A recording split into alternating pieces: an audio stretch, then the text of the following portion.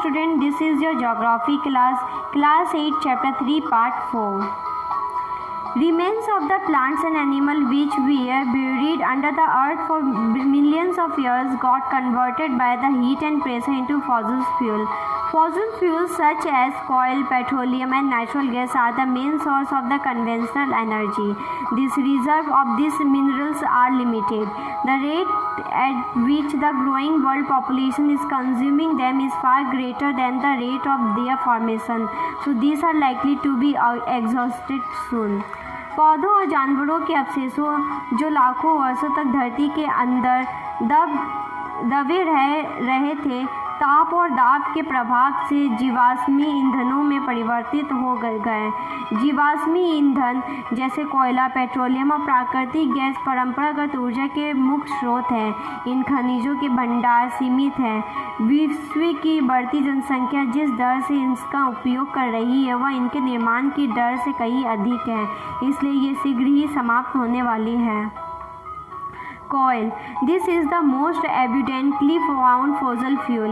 It is used as a domestic fuel in industries such as iron and steel, steam engines, and to generate electricity. Electricity from coal is called thermal power. The coal which we are using today was formed millions of years ago when giant ferns and swamps got buried under the layers of the earth. Coal is therefore referred to as red sunshine. The leading coal producer of the world are China, USA, Germany, Russia, South Africa and France. The coal producing area of India are Raniganj, Jharia, Dhanbad and Bokaro in Jharkhand.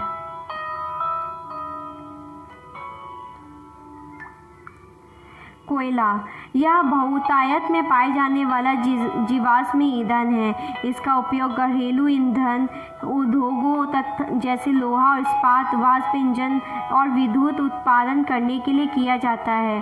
कोयला से प्राप्त विद्युत को तापीय ऊर्जा कहा जाता है, यानी थर्मल एनर्जी। कोयला जिसका हम आज उपयोग कर रहे हैं वह लाखों वर्ष पूर्व विशाल फर्न और दलदल के पृथ्वी की परतों में दबने से बना। कोयला इसलिए अंतर्निहित धूप के रूप में जाना जाता है। विश्व में अग्रणी कोयला उत्पादक देशों में चीन, संयुक्त राज्य अमेरिका, जर्मनी, रूस, दक्षिण अफ्रीका और फ्रांस है। भारत के कोयला उत्पादक क्षेत्र रानीगंज पश्चिम बंगाल में तथा झारिया, धनबाद और बोकारो झारखंड में है। Petroleum.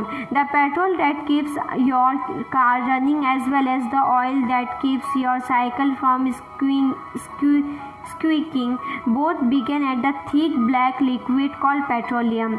It is found between the layers of the rocks and is drilled from oil field located in offshore and coastal areas. This is then sent to refineries which process the crude oil and produce a variety of products like diesel, petroleum, kerosene, wax, plastic, lubricants. Petroleum and its derivatives are called black gold as they are very valuable. The cheap petroleum producing countries are Iran, Iraq, Saudi Arabia and Qatar. The other major producers are USA, Russia, Venezuela and Algeria.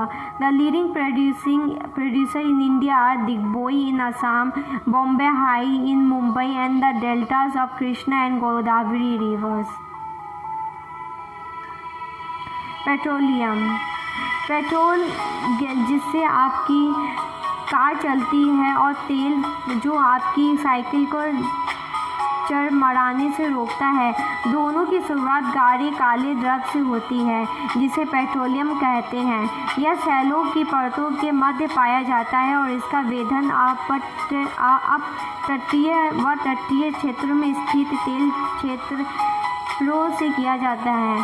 तदुपरांत इसे परिष्करणशाला भेजा जाता है जहां अपरिष्कृत petroleum के प्रक्रमण से विभिन्न तरह के उत्पाद जैसे डीजल, पेट्रोल, मिट्टी का तेल, मोम, प्लास्टिक और स्नेहक जैसे तैयार किए जाते हैं। पेट्रोलियम और इससे बने उत्पादों को काला सोना कहा जाता है क्योंकि ये बहुत अधिक मूल्यवान है। पेट्रोलियम के मुख्य उत्पादक देश ईरान, इराक, सऊदी अरब और कतर हैं। अन्य मुख्य उत्पादक संयुक्त राज्य अमेरिका, रूस, वेनेजुएला और अल्जीरिया है। भारत में मुख्य उत्पादक क्षेत्र असम में डिगबोई, मुंबई में बॉम्बे हाई तथा कृष्णा और गोदावरी नदियों के डेल्टा हैं।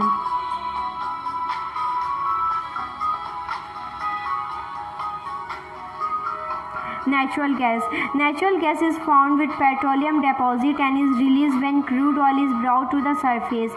It can be used as a domestic and industrial fuel. Russia, Norway, UK and Netherlands are the major producers of natural gas. In India, Jaisalmer, Krishna, Godavari Delta, Tripura and some areas of offshore in Mumbai have natural gas resources. Very few countries in the world have sufficient natural gas reserve of their own.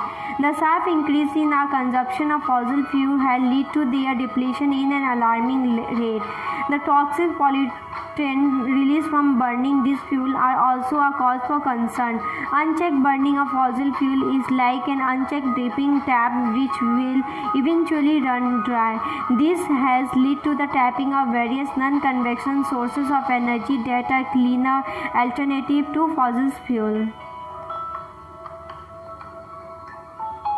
प्राकृतिक gas petroleum निक्षेपों के साथ पाई जाती है और तब निर्मुक्त होती है जब अपरिष्कृत तेल को धरातल पर लाया जाता है। इसका प्रयोग घरेलू और वाणिज्य ईंधनों के रूप में किया जा सकता है। रूस, नॉर्वे, यूके और नीदरलैंड प्राकृतिक गैस के प्रमुख उत्पादक हैं। भारत में जैसलमेर, कृष्णा, गोदावरी डेल्टा, त्रिपुरा, मुंबई के कुछ अपतटीय क्षेत्रों में प्राकृतिक गैस संसाधन हैं। विश्व के बहुत कम देशों के पास प्राकृतिक गैस के अपने पर्याप्त भंडार हैं। हमारे द्वारा जीवाश्म ईंधनों के उपयोग की तीव्र वृद्धि ने चिंताजनक दर से इन्हें समाप्ति तक पहुंचा दिया है। इन ईंधनों के जलने से निकलने वाले विषैले प्रदूषक भी चिंता का विषय हैं। जीवाश्म ईंधन का अनियंत्रित जलना अनियंत्रित टोटी के टपकने के समान है जो अनंततः सूख जाती है। इससे हमारा ध्यान ऊर्जा की विभिन्न गैर पारंपरिक स्रोतों के दोहन की ओर बढ़ाया जो कि जीवाश्म ईंधनों को स्वच्छतर विकल्प है। Hydel power, rainwater or river water stored in dams is made to fall from height. The fall water flow through pipes inside the dam over turbine blade placed at the bottom of the dam. The moving blade then turn the generator to produce electricity. This is called hydroelectricity. The water discharged after the generation of electricity is used for irrigation. 1/4 of the world electricity is produced by hydel power. The hydel producers of hydel power in the world are Paraguay, Norway, Brazil, China, and some important hydel power stations in India are Bakra, Nangal, Gandhi Sagar, Nagarjuna Sagar, and Damodar Valley project. जल विद्युत बांधों में वर्षा जल अथवा नदी जल ऊंचाई से गिरने के लिए संग्रहित किया जाता है। बांध के अंदर से पाइप के द्वारा बहता जल बांध के नीचे स्थित टरबाइन के रूप में गिरता है। घूमते हुए ब्लेड जनरेटर को विद्युत के लिए घुमाते हैं। यह जल विद्युत कहलाती है। विद्युत उत्पन्न करने के बाद जो जल बहता है उसका उपयोग कृषि में किया जाता है। विश्व की ऊर्जा का 1/4 हिस्सा जल विद्युत से उत्पन्न होता है। विश्व में जल विद्युत के अग्रणी उत्पादक देश पराग्वे, नॉर्वे, ब्राजील और चीन हैं। भारत में कुछ महत्वपूर्ण जल विद्युत केंद्र भाखड़ा, नंगल, गांधी सागर, नागार्जुन सागर और दामोदर नदी घाटी परियोजनाएं हैं। This is the end of this video. We will continue this chapter in next video. If you have any doubt, please let us know. We will try to clear your doubts in another video. अगर आपको कोई संदेह है तो कृपया करके हमें बताइए। हम अगले वीडियो में आपके संदेह को दूर करने का प्रयास करेंगे।